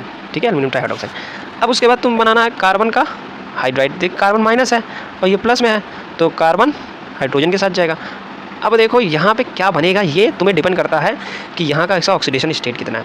तो कार्बन का ऑक्सीडेशन स्टेट यहाँ पे देखो -4, यहाँ पे तुम्हारा -4 होना चाहिए, यानी कि 4 होना चाहिए। कितने हाइड्रोजन ऐड होंगे, 4। ठीक है, तो जितने भी कार्बाइड हैं यही रूल लगता है, चाहे तुम लगा के देख लो। ठीक है, तुम्हारे उतना डीपली नहीं आता है, यानी कि बनेगा मीथेन, तुम्हारे इतना डीपली नहीं आता है। ऐसे ही जब हमारा होगा बेरिलियम कार्बाइड, तो वहाँ पे भी क्या बनेगा, मीथेन। ठीक है, कैल्शियम कार्बाइड होगा, वहाँ पे क्या बनेगा बताओ, इथाइन बनेगा। ठीक है, C2H2। अगर हमारा मैग्नीशियम कार्बाइड हुआ तो वहाँ पे क्या बनेगा, प्रोपीन बनेगा। चलो चलो छोड़ो, हम ज़्यादा डीपली नहीं पढ़ेंगे। इसका आंसर क्या होगा, मीथेन। ठीक है, एन एल्किल हैलाइड में भी कन्वर्टेड इनटू अल्कोहल बाई, बताओ एल्किल हैलाइड क्या होता है, एल्किल हैलाइड, हैलाइड में कुछ भी हो सकता है, fluorine, chlorine, bromine, bromine, chlorine, iodine. ठीक है, अरे halogen group converted into alcohol ROH। इसमें कौन सा रिएक्शन हुआ था, देखो ये क्या हुआ, OH भाई सामने इनको हटा के खुद आ गए, तो ये क्या हो गया, सब्स्टिट्यूशन रिएक्शन। ठीक है, अब उसमें भी कई प्रकार के होते हैं, पढ़ना है तुम्हें। सब्स्टिट्यूशन रिएक्शन होता है। अब देखो थोड़ा सा तुम याद कर लो, थोड़ा सा डीपली और याद कर लो कि ये कौन सा सब्स्टिट्यूशन है, ये क्या है, निगेटिव, यानी कि ये क्या हो गया, न्यूक्लियोफाइल, तो ये कहते हैं न्यूक्लियोफिलिक सब्स्टिट्यूशन। ठीक है, अब अच्छा देखो थोड़ा सा इंपॉर्टेंट एक चीज़ और बता दें, देखो ये हुआ हमारा एक कार्बन, ये एक कार्बन, ये अब देखो मैं केवल कार्बन बना रहा हूँ तो मिथाइल समझ लेना, यहाँ पे जुड़ा है क्लोरीन। ठीक है, 2 क्लोरोप्रोपेन। ठीक है, अब यहाँ से अगर हम NaOH से रिएक्शन कराएंगे, NaOH से, तो क्या बनेगा, तो इसमें 2 कंडीशन होती है।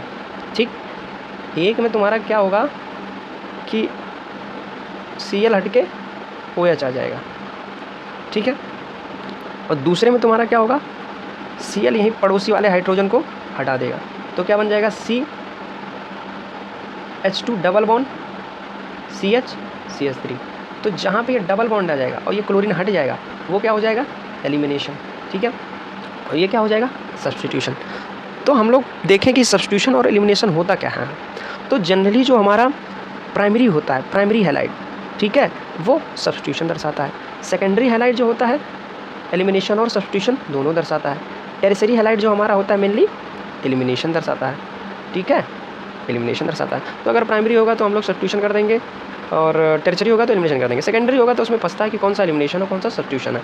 तो उसमें भी थोड़ा सा अगर तुम डीपली जाओगे तो देखोगे कि अगर सॉल्वेंट टेम्परेचर, हाँ, और कंसंट्रेशन ऑफ सबस्ट्रेट ये कितना है उसी के हिसाब से डिपेंड करता है। ठीक है, अगर देखो एलिमिनेशन हुआ और सब्स्टिट्यूशन हुआ, ठीक, तो अगर तुम्हारा टेम्परेचर ज़्यादा हुआ तो एलिमिनेशन होगा। ठीक है, क्योंकि टेम्परेचर बढ़ा देंगे तो लोग छोड़ के भाग जाएंगे, एलिमिनेट हो जाएंगे। ठीक है, और ज़्यादा टेम्परेचर बढ़ाएंगे तो भैया वहाँ कोई बैठना ही नहीं चाहेगा ना। लेकिन अगर टेम्परेचर कम हुआ तो क्या हुआ, एक लोग हटेंगे दूसरे लोग आ जाएंगे। तो यहाँ पे लोअर टेम्परेचर पे सब्स्टिट्यूशन होता है, हाईयर टेम्परेचर पे एलिमिनेशन होता है, कोई आएगा ही नहीं, एलिमिनेट हो जाएगा। ठीक है, अगर कंसनट्रेशन ऑफ हमारा सोडियम या पोटेशियम हाइड्रोक्साइड जो बेस होता है, अगर वो हमारा कंसनट्रेशन अगर ज़्यादा हुआ है, यानी कि कंसनट्रेट हुआ, तो वहाँ पे क्या हो जाएगा, एलिमिनेशन। अगर हमारा ये डाइल्यूट हुआ तो दिल से हमारा सब्स्टिट्यूट हो जाएगा। तो भाई देखो, जब दिल लगाते हैं तभी एक लोग गए, दूसरे लोग आ गए, ठीक। लेकिन अगर हमारा कंसनट्रेशन कंस मामा हुए तो निकाल के भेज ही देते हैं, मतलब भगा ही देते हैं, तो इसीलिए एलिमिनेशन हो गया, वहाँ पे कोई आएगा ही नहीं, कंस मामा के पास में कौन आएगा। लेकिन दिल वहाँ पे लगता है, एक लोग जाते हैं, दूसरे लोग आते हैं, ठीक है, वहाँ पे, ठीक है। उसके बाद हमारा हो गया सॉल्वेंट, ठीक है। अगर तुम्हारा प्योर इथेनॉल हुआ, प्योर दारू वाला हुआ, ठीक, तो उसको भगा देगा। कोई दारू पी के आएगा प्योर तो उसको भगा देगा, ठीक है। लेकिन अगर कोई हल्का फुल्का दारू पिया और ज़्यादा पानी पिया, तो पानी पीने वाले हेल्दी रहेंगे तो वो सब्स्टिट्यूट कर देंगे, ठीक है। समझ में आया? अब भाई देखो, मैं तुम्हें ऐसे ही ट्रिकी बता दिया हूँ, एलिमिनेशन कहाँ होगा, सब्स्टिट्यूशन का। यानी कि अगर सेकेंडरी एल्किल हैलाइड अगर डाइल्यूट बेस से रिएक्ट करता है तो वहाँ पे क्या होगा, दिल से सब्स्टिट्यूट कर देंगे। अगर secondary alkyl halide concentrate NaOH से रिएक्ट करेगा तो कंस मामा क्या करेंगे, एलिमिनेट करवा देंगे, भगा ही देंगे। टेम्परेचर ज़्यादा हुआ हाइयर टेम्परेचर पे तो क्या हो जाएगा, एलिमिनेशन हो जाएगा। लोअर टेम्परेचर पे एक लोग हटेंगे, दूसरे लोग आ जाएंगे। दारू पी के कोई आया तो उनको भगा ही देंगे, एलिमिनेट करवा देंगे। कोई पानी पी के आया, थोड़ा दारू पिया, ठीक, वो आराम से दूसरे लोग आके सब्स्टिट्यूट कर जाओ, बैठो। प्योर दारू पी के आए तो लोग भगा ही देंगे। चलो देखते हैं, यानी कि यहाँ पे सब्स्टिट्यूशन है। बहुत ही सिंपल क्वेश्चन, हम लोग अंदर घुस गए थे ज़्यादा। चलो नेक्स्ट क्वेश्चन बताओ। What is the pH of 1/1000 normality है, नॉर्मल KOH सोल्यूशन, ठीक। अच्छा, तो एक बार बताओ, कभी कभी पूछ लिया जाता है व्हाट इज़ मोलैरिटी। बताओ मोलैरिटी क्या होती है। Moles of solute present in litre of solvent, उसको क्या कहते हैं, मोलैरिटी, ठीक है। Moles of solute present in per litre of solvent known as molarity. Normality क्या होती है, मोल्स ऑफ सोल्यूट, ठीक है। अब यहाँ पे मोल्स नहीं होता, वहाँ पे होता है equivalent moles of solute present in per litre of solution. Sorry, यहाँ पे भी सॉल्यूशन होगा, ठीक है, सॉल्यूशन ही बोला था ना मैंने। Moles of solute present in per litre of solution, equivalent moles of solute present in per litre of solution, ठीक है। अब थोड़ा हम गा के पढ़ाते हैं तो हम उतना एफिशिएंटली पढ़ा नहीं पाते, तेज़े पढ़ाएं तो पढ़ाते। एक होता है मोलैरिटी। मोलैरिटी क्या होता है, मोल्स ऑफ सोल्यूट ऊपर होता है, पर kg ऑफ सॉल्वेंट, यहाँ पे नीचे वाला सॉल्वेंट होता है, उसको कहते हैं मोलैरिटी। तो नॉर्मली डेफिनेशन भी पूछा जाता है। अब हमारा क्वेश्चन क्या है, दिया है 1/1000, यानी कि इसको हम लोग लिख सकते हैं 10⁻³ नॉर्मल लिख सकते हैं, ठीक। और KOH दिया है, मतलब बराबर OH माइनस आयन कंसनट्रेशन, ठीक है। अब हमारा यानी कि अगर हम POH निकालेंगे तो POH क्या हो जाएगा, 3 हो जाएगा। अभी निकाल के बताया था pH POH सबका डेफिनेशन, सब कुछ बताया था, ठीक है, ठीक। अब POH हो जाएगा, पता है, चलो अभी बताया था, जाओ पीछे वीडियो पीछे करो, मैंने बताया था H+ पता है तो pH कैसे निकालते हैं, वैसे ही अगर OH- पता है तो POH कैसे निकालते हैं, वैसे ही, ठीक है। अब बताओ, एक फार्मूला हम लोग देखे हैं, pH + POH = 14, ये फिक्स होता है तुम्हारा, pH + POH = 14, ठीक। अब हमारा pH कितना है, 3 pH तो निकालना है, POH कितना है, 3, ये है 14, तो POH जो हमारा होगा वो कितना निकलेगा, 14 - 3 कितना हुआ, 11, ठीक है। ऐसे भी देखें तो हम बहुत आसानी से निकाल सकते हैं। KOH क्या है, बेस है, तो भैया बेस है तो उसको अगर हम कितना भी डाइल्यूट करें लेकिन pH 7 से कम तो नहीं आएगा ना, ठीक। तो 7 से ऊपर pH क्या है, 11, बेस है तो 7 से, ठीक है। अरे बहुत ट्रिक है सॉल्व करने में, ठीक है। Chlorine react with benzaldehyde to keep, बताओ बेंजल्डिहाइड का फार्मूला बताओ कोई। ये बेंजीन हुआ, ठीक, ये एल्डिहाइड ग्रुप हुआ CHO। क्लोरीन इस पर रिएक्ट करेगा तो क्या करेगा। अब देखो, सबसे बड़ी बात है कि जहाँ हम लोग पढ़े हैं वहाँ पे पढ़ते थे कि एक साथ में कैटलिस्ट या फिर एनहाइड्रस AlCl3 ऐड करते थे। तो ये क्या करते थे भाई, इनको क्लोरीन को तोड़ देते थे, क्या बना लेते थे, AlCl4- बना लेते थे और Cl+ बना देते थे। अब जो ये Cl+ है, क्योंकि ये प्लस है तो ये जाके हमारे बेंजीन रिंग में अटैक करके इलेक्ट्रोफिलिक एडिशन रिएक्शन दे देते थे, ठीक। लेकिन यहाँ पे तो कोई इनका है नहीं भाई साहब, तो ये क्या करते हैं, क्लोरीन गैस इस पे नहीं अटैक करती, जाके यहीं पे एब्जॉर्ब हो जाती है क्लोरीन गैस, ठीक है।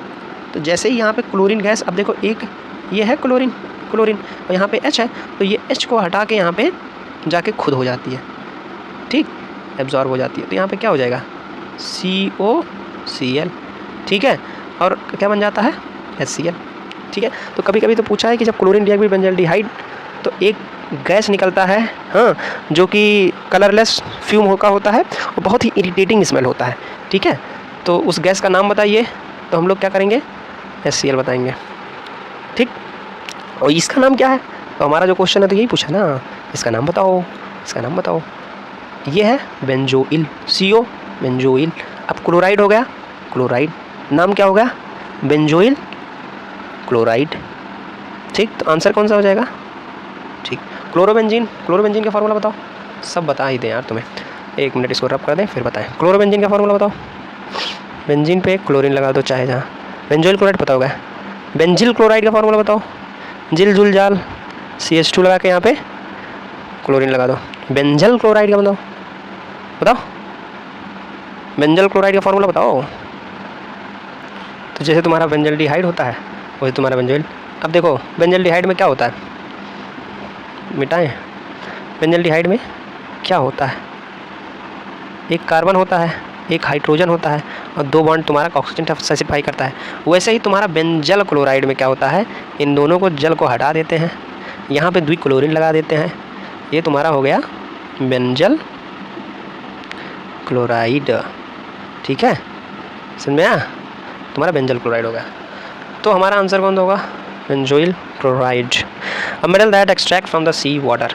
चलो बताओ, इसको किसी को पता है कौन सा ऐसा मेटल होता है जो सी वाटर से, समुद्री जल से एक्सट्रैक्ट होता है। तो हम लोग पढ़े थे, बचपन से ही पढ़े थे, क्या पढ़े थे, नहीं पढ़े थे।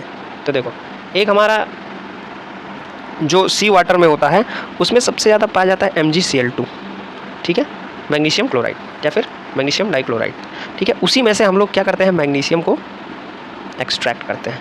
ठीक है, जिसको क्या कहते हैं, उस प्रोसेस को क्या कहते हैं, डाउ सी प्रोसेस, डाउ सी प्रोसेस। ठीक है, क्या कहते हैं, डाउ सी प्रोसेस। तो जो हमारा मैग्नीशियम होता है वो लगभग 63% प्रेजेंट होता है सी वाटर में, 63%। ठीक है, सी वाटर में 63% होता है। तो इलेक्ट्रोलिसिस द्वारा जिसका काम होता है डाउ सी प्रोसेस, उसी में इलेक्ट्रोलिसिस द्वारा हम लोग मैग्नीशियम को निकाल लेते हैं। ठीक है, नेक्स्ट क्वेश्चन हम लोग देखते हैं। इंसुलिन जो हार्मोन केमिकली, इंसुलिन किससे बना होता है, चेन ऑफ अमाइनो एसिड। तो चेन ऑफ अमाइनो एसिड क्या कहते हैं, प्रोटीन। पढ़े थे भाई, बहुत पढ़े थे। Aldehyde on oxidation give. अब देखो अल्कोहल से शुरू करें। अल्कोहल को अगर ऑक्सीडाइज करेंगे तो क्या बन जाएगा, कार्बोनिल कंपाउंड। कार्बोनिल कंपाउंड में क्या क्या आते हैं, एल्डिहाइड और कीटोन।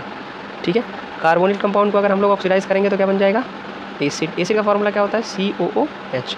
ठीक है, ऐसे ही अगर हम उल्टा देखो, एसिड को अगर हम लोग रिड्यूस करेंगे तो कार्बोनिल कंपाउंड, कार्बोनिल कंपाउंड को रिड्यूस करेंगे तो अल्कोहल। ठीक है, समझ में आया। तो यहाँ पे हम लोग कई सारे रिड्यूसिंग और ऑक्सीडाइजिंग एजेंट बहुत पढ़े हैं। ठीक, एल्डिहाइड ऑन ऑक्सीडेशन गिव, बता दो भाई, एमाइन कहाँ देगा, अल्कोहल कहाँ देगा, रिडक्शन में अल्कोहल देगा, कीटोन। एल्डिहाइड का तो दूसरा आइसोमर कीटोन है ही है। ठीक है, ये हमारा हो गया acid. Hydrolysis of HCN gives. चलो HCN का हाइड्रोलिसिस वैसे तो भाई कई तरीके से मतलब कराया जाता है, लेकिन हम तुम्हें सबसे सिंपल तरीका बताते हैं। H हो गया। अच्छा, कार्बन कितने बॉन्ड बनाता है, तो देखो कार्बन बनाता है 4 बॉन्ड, नाइट्रोजन बनाता है 3 बॉन्ड, ऑक्सीजन बनाता है 2 बॉन्ड, हाइड्रोजन या फिर हाइलोजन बनाता है 1 बॉन्ड। ठीक है, तो इसको याद कर लो। अब बताओ एस्टेल्डिहाइड, हाँ क्या था, हाइड्रोलिसिस ऑफ HCN। तो C में H जोड़ दिया। अब कार्बन टोटल कितने बॉन्ड बनाता है, 4, तो 1 बॉन्ड है, 3 बॉन्ड और बना दो। अब देखो नाइट्रोजन के टोटल कितने बनाता है, 3 बॉन्ड। ठीक, अब देखो, अब अगर इसका हाइड्रोलिसिस करवाओगे तो देखो कार्बन और नाइट्रोजन के एक सिग्मा बॉन्ड कभी नहीं टूटते। ठीक, लेकिन केवल और केवल वो हाइड्रोलिसिस पे टूट गए। तो दे दो OH इधर दो, H इधर दो, OH इधर दो, H इधर दो, जितने बॉन्ड है उतने OH और H दे दो, OH और H। ठीक, अब ये क्या हो जाएगा, NH3 भाई तुम लेके उड़ जाओ अपना NH3। और ये भाई साहब थोड़ा सा इनको दिक्कत में कमी होने लगी। दिक्कत में क्या कमी होने लगी, इनके पास एक H तो पहले से था, 3 OH हो गया। तो 3 OH कभी भी स्टेबल नहीं होते, तो उसमें से क्या निकाल दो, पानी निकाल दो। पानी निकाल दोगे तो क्या बन जाएगा, बना दो, खुद बनाओ, हम क्या बनाए। पानी निकाल दोगे तो ये ऑक्सीजन बचेगा, 1 बॉन्ड एक्स्ट्रा है, ये ऑक्सीजन 2 बॉन्ड बना लेगा। ये क्या हो गया, लिखो इसको सही से लिख दो, HCOOH। कौन सा होता है, फार्मिक एसिड, फार्मिका, फार्मिका मतलब आंट, चींटी, चींटी में पाया जाता है, यही बताया जाता है कौन सा एसिड हमारे चींटियों में पाया जाता है, फार्मिका फार्मिका फार्मिका। चलो 6 proton are found in the nucleus, तो ये तो बहुत ही सिंपल क्वेश्चन। एटॉमिक नंबर इसका हाइड्रोजन हीलियम लिथियम 3, कभी भी 3 प्रोटॉन बनाएंगे नहीं, 3 प्रोटॉन ज़्यादा। हीलियम 2, ये नहीं पॉसिबल है, नहीं है। चलो कार्बन एटॉमिक नंबर 6 पॉसिबल है। Boron hydrogen helium lithium boron 4 possible नहीं है, तो इसमें एक ही पॉसिबल है कार्बन। कैसे? प्रोटॉन प्रोटॉन प्रोटॉन, ये है हमारा न्यूक्लियस, ये है कार्बन, तो इसमें न्यूट्रॉन प्लस प्रोटॉन होते हैं, दोनों बराबर होते हैं, और प्रोटॉन जितना होता है उतने ही इलेक्ट्रॉन होते हैं, ठीक है। इसीलिए एटम हमारा इलेक्ट्रिकली न्यूट्रल होता है, ठीक। एटम हमारा इलेक्ट्रिकली न्यूट्रल होता है। अब देखो एटॉमिक नंबर कार्बन का कितना है? 6, तो 6 इसमें कितने होंगे? प्रोटॉन, 6 होंगे इसके इलेक्ट्रॉन, तो 6 proton are found in nucleus of carbon, तो आंसर हमारा क्या हो जाएगा? कार्बन। आगे चले कि ना चले? चले, चलो फिर 1 मिनट। चलो oxygen atom in ether is, अब बताओ ईथर का फॉर्मूला क्या होता है? चलो थोड़ा सा तुम्हें ले चलते हैं तारों के शहर में। अब बताओ, थोड़ा सा बेसिक जान लो, थोड़ा सा बाबू बेसिक जान लो, क्योंकि तुम्हें कुछ नहीं पता। तो एल्केन, एल्केन का जनरल फॉर्मूला क्या होता है? CnH2n+2, ठीक है। इसमें n की वैल्यू रखते जाओ, हमारा एल एन, चलो यहाँ पे एन लिख दें। एल्कीन, कीन का जनरल फार्मूला क्या होता है? CnH2n। एल्काइन का जनरल फार्मूला क्या होता है? CnH2n-2। तो देखो 2 घटाते गए, इसमें 2 निकाल दिया, 2 निकाल दिया तो ये हो गया, उसमें से 2, इसमें से देखो 2n है, अगर 2 होता तो 2 में से 2 निकाल के 0 कर देते, लेकिन n है, निकाल नहीं पाएंगे, इसके -2 लिख दिया, ठीक। अब हम सारा फॉर्मूला लिखेंगे। अब देखो ये क्या है, अगर कोई पूछे सैचुरेटेड कौन से हैं, तो केवल इसमें सैचुरेटेड एल्केन होते हैं, अनसैचुरेटेड एल्कीन और एल्काइन होते हैं। चलो एक चीज़ और हो गया। अब नेक्स्ट एक ज्ञान और ले लेंगे हम लोग, कौन सा ज्ञान लेने थे? हाँ, ये ज्ञान था हमारा कि अल्कोहल, हाँ चलो सबसे पहले हमारा क्या था? ईथर। ईथर किसे कहते हैं बताओ? सबसे पहले ईथर का तो जो फंक्शनल ग्रुप होता है, फंक्शनल ग्रुप आइसोमर कौन सा होता है? अल्कोहल। क्यों होता है अल्कोहल? क्योंकि अल्कोहल का फॉर्मूला क्या होता है? देखो जैसे C2H5OH, ठीक है, यही फार्मूला हमारा ईथर का भी था। यानी कि आइसोमर किसे कहते हैं? Having same formula but different properties, या फिर डिफरेंट फंक्शनल ग्रुप, ठीक है। Different melting point, different boiling point, different reactivity, ठीक है, उसको क्या कहते हैं? आइसोमर। क्लास में पढ़ा होगा काफ़ी डीपली, ठीक है। तो इसको हम ईथर बना दो। ईथर कैसे बनाएंगे?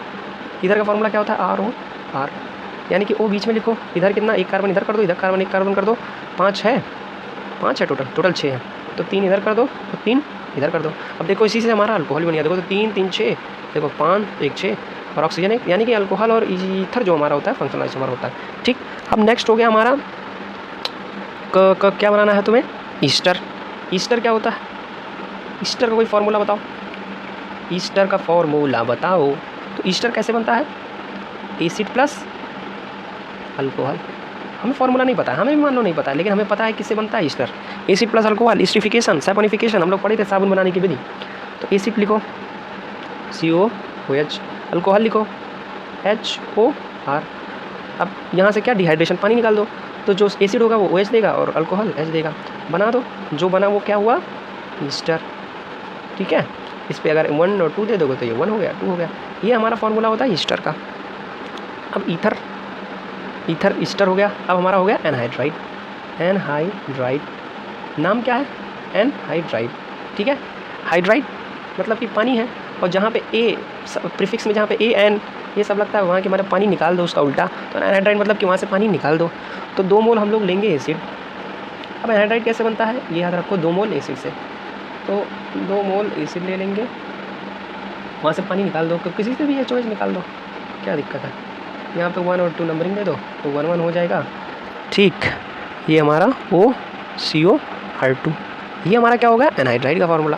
तो देखो हम कभी नहीं भूलेंगे, हमें बस याद रखना है कि चीज़ें कहाँ किससे बनती है, वरना ऐसे हम याद करते रहें RCOOO कितना वो था, भूल गया, कोई दिक्कत नहीं। चलो हाँ, इसमें क्या था? Oxygen atom in ether. तो ईथर का पहले फार्मूला बताओ, ROR, ठीक है। तो ये जो ऑक्सीजन एटम, क्योंकि ये ईथर होता है, बल्कि ग्रुप होता है, नॉन रिएक्टिव होता है, ये इसको प्रोटेक्ट किया होता है, ठीक। तो ये जो हमारा ईथर होता है वो ऑक्सीजन इसमें इनर्ट होता है, ठीक है, क्योंकि ये स्टेरिक हिंड्रेंस लगाता है, अरे बल्कि ग्रुप होता है, इसको प्रोटेक्ट क्या रहता है, स्टेरिक हिंड्रेंस लगाता है, इसलिए ये क्या होता है, इनर्ट होता है, ठीक है, इसलिए कंप्लीटली इनर्ट होता है। लेकिन अल्कोहल में देखो एक्सपोज होता है, हाइड्रोजन बहुत छोटा है, आराम से आए लेके चला जाए कोई, ठीक। एसिड में देखो COOH वही काम है, बहुत छोटा है, सब में देखो। अच्छा एक चीज़ हम तो एसिड क्लोराइड का फॉर्मूला क्या होता है, एसिड क्लोराइड, तो एसिड बना लो यार, एसिड हो गया, तो क्लोराइड यानी कि OH निकाल दो, यहाँ पे क्लोरीन जला दो, ये हो गया एसिड क्लोराइड, ठीक। चलो सब बहुत ज्ञानी हो गए, आगे चलो। द केमिकल नेम ऑफ यक्का यत्ता यत्ता यत्ता, तो केमिकल नेम बताओ इसका क्या है, पहले स्ट्रक्चर ड्रॉ कर लो, वरना केमिकल नेम बताने में तो दिक्कत में कमी हो जाएगी। 3 है ना, CH3 CH3 CH3, तो देखो ये देखो, अच्छा तो प्राइमरी सेकेंडरी टेरसरी आइसो नियो, हमें लग रहा है ये सब तुम्हारा सब क्लियर है, ठीक। क्लियर नहीं है तो करा दें, चलो 2 मिनट को कराते हैं, चलो तो पहले करा ही दें। देखो भाई साहब, चलो अब बताओ प्राइमरी क्या होता है। Primary 1 carbon 2 carbon 3 carbon 4 carbon, मान लो ये फंक्शनल ग्रुप है, कोई फंक्शनल ग्रुप, एमाइन हुआ, अल्कोहल हुआ, ठीक। इसके जो बगल वाला कार्बन होता है, अगर वो केवल एक ही कार्बन से अटैच है, देखो केवल एक ही कार्बन से अटैच है, तो वो हो जाएगा प्राइमरी, बाकी सारे हाइड्रोजन होंगे, ठीक। फंक्शनल ग्रुप के बगल वाला पड़ोसी, ये फंक्शनल ग्रुप है, उसमें 1 कार्बन और जोड़ दो तो 2 कार्बन से अटैच है, तो ये कार्बन कौन सा हो जाएगा, सेकेंडरी। अगर यहीं पे 3 कार्बन जोड़ दो तो ये इसके पास हाइड्रोजन बचेंगे नहीं, तो ये कौन हो जाएगा, टेरसरी, ठीक। अब देखो आइसो क्या होता है, आइसो होता है मतलब तुम चेन बनाओ, फंक्शनल ग्रुप यहाँ है, ठीक, यहाँ पे नहीं, इसके पीछे से सेकंड लास्ट पे 1 कार्बन जोड़ दो, ये हमारा ग्रुप हो गया आइसो, ठीक है, समझ में आया, ये ग्रुप आइसो हो गया। तो देखो ये सेकेंडरी नहीं है, प्राइमरी ही है, ठीक है। तो जरूरी नहीं है कि अगर आइसो ग्रुप हो तो वो सेकेंडरी हो, ये सब तो चलो ठीक है, ज्ञान ज्ञान ज्ञान। आइसो के बाद नियो, नियो मतलब क्या होता है, ये हमारा चेन है, ये हमारा चेन है, ये हमारा फंक्शनल ग्रुप है, वही सेकंड लास्ट पे कितना जोड़ना है, 2 जोड़ना है, ठीक। तो ये भी देखो प्राइमरी है, तो ये पार्ट हमारा क्या हो जाएगा, नियो, ठीक है। चलो अब चलो इतना डीपली नहीं पढ़ाएंगे, आगे चलो। हाँ इसमें इसका क्या था, इसका बताओ, ये आइसो तो होगा नहीं, ठीक है, नियो भी नहीं होगा, क्योंकि जो सबसे स्मॉलेस्ट, हाँ चलो ये भी जान लो, नियो का देखो 1 2 3 4, ठीक। अब यहाँ सबसे स्मॉलेस्ट नियो होता है वो नियो पेंटेन होता है, नियो पेंटेन, इससे छोटा कोई नहीं होता। और जो सबसे स्मॉलेस्ट आइसो होता है, आइसो ब्यूटेन होता है, ठीक है, समझ में आया। चलो अब यहाँ पे देखो ये आइसोप्रोपाइल मीथेन, आइसोप्रोपाइल मीथेन ये तो होगा ही नहीं, क्योंकि हमने सेकंड लास्ट पे कोई है ही नहीं है। उसके बाद ब्यूटेन, बहुत ही गलत, सबसे गलत हो गया, 4 कार्बन, इसका मतलब ब्यूटेन थोड़ी ना होगा। डाई मिथाइल इथेन, चलो 2 मिथाइल प्रोपेन, प्रोपेन मान लो 1 2 3, नंबरिंग दे दो, 2 पे methyl propane. Di methyl ethane कैसे नहीं होगा, क्योंकि सबसे पहला रूल हमारा क्या था, नोमेनक्लेचर का सबसे पहला रूल क्या था, बताओ, ये भी बता दे। सबसे पहला रूल हमारा है क्या है, लॉन्गेस्ट चेन को सबसे पहले नाम दो, तो 1 2, अगर यहाँ देखो 3, अगर यहाँ जाएंगे तो 4 और 5 हो जाएगा, लेकिन यहाँ पे 4 5 6, तो सबसे पहले लॉन्गेस्ट चेन पकड़ो, ठीक, बाकी सारे छोटे मोटे को साइड चेन कर दो, ठीक है। तो उसी प्रकार से यहाँ पे जो हमारा था, अगर हम 1 2, अगर केवल इन्हीं दोनों को अगर हम केवल नंबरिंग देते 1 और 2, तो केवल 2 ही होता, लेकिन हमारा लॉन्गेस्ट चेन कितना है, 1 2 3, तो यानी कि प्रोपेन, 2 मिथाइल, आंसर हमारा क्या हो जाएगा, 2 मिथाइल प्रोपेन, ठीक है। ये अक्सर लोग गलती करते हैं। चलो nucleus of element of proton 19, बताओ न्यूक्लियस ऑफ प्रोटॉन 19, वैलेंसी बताना, वैलेंसी बताना, तो देखो बहुत तरीके से बता सकते हैं वैलेंसी, तो देखो कई तरीके हैं, ठीक। जैसे इसमें देखो 19 है, तो हम लोग अगर ऐसे ही निकाले 2 8 8 कितना होगा, 2 8 10 8 18 1 19, तो वैलेंसी 1 होगी, ठीक। अगर हमें ऐसे नहीं पता, अगर मान लो पूछ लिया कि कौन सा एलिमेंट है, ये भी निकालना हुआ, तो हम लोग कन्फिग्रेशन निकाल लेंगे, तो 19 का कितना होगा बताओ, 19 का देखो 1s 2s 2p 3s 3p, ठीक। तो कितना हो जाएगा, 2 2 4 4 4 6, ठीक है, 6 6 2, अरे 2 2 4 4 6 10 10 2 12, और 12 12 6 18, और 4s1। अब देखो एलिमेंट बताए, तो देखो लास्ट शेल में इलेक्ट्रॉन देखना 1 है, यानी कि इसकी वैलेंसी 1 है, एस में गया है यानी कि ये एस ब्लॉक का एलिमेंट है, ठीक। और एटॉमिक नंबर 19 है, 19 एटॉमिक नंबर एस ब्लॉक का एलिमेंट कैसे निकालना है, देखो कैसे निकालना, देखो हाइड्रोजन ये तो मुझे याद है, ये तो तुम्हें याद करना है, हीलियम लिथियम, ठीक है, सोडियम पोटेशियम, ठीक है। हीरा मिला और करीना जिंदा रहना, जैसे भी याद करें, हिलीना का रब सीज फायर, तो हीरा मिला और करीना तो उसका है हेलोजन का, हिलीना का रब सीज फायर, ठीक है। तो हाइड्रोजन का एक होता है, अब हम लोग 8 और ऐड, यहाँ पे ये 2 पहले ऐड करेंगे तो कितना हो जाएगा 3, अब 8 ऐड करेंगे तो 3 8 8 3 11, 11 में 8 और करेंगे 19, ठीक है। तो ये हमारा करीना होगा यानी कि पोटेशियम, अरे यार हिलीना का रब सीज फायर, ठीक है। तो ये हमारा पोटेशियम हो गया। जैसे भी ट्रिक तुम्हें याद करना है उसे याद करो, ट्रिक तो वैसे क्लास में सब बताया मैंने, ठीक। तो हमें लग रहा है क्वेश्चन सारे आगे सॉल्व करते रहो, और वैसे मैं इस वीडियो में तो बहुत ज़्यादा एक्सप्लेन कर दिया, उतना एक्सप्लेन नहीं करूँगा, लेकिन बताना तुम लोग कि ऐसे एक्सप्लेन करना है या फिर थोड़ा कम करना है, उससे रिलेटेड सारे क्वेश्चन सॉल्व करवाने हैं या फिर जल्दी जल्दी करवाना है, ठीक। तो कमेंट जरूर करना तुम लोग, ठीक है, और बताना कि अगला वीडियो फिजिक्स का बनाए केमिस्ट्री का बनाए।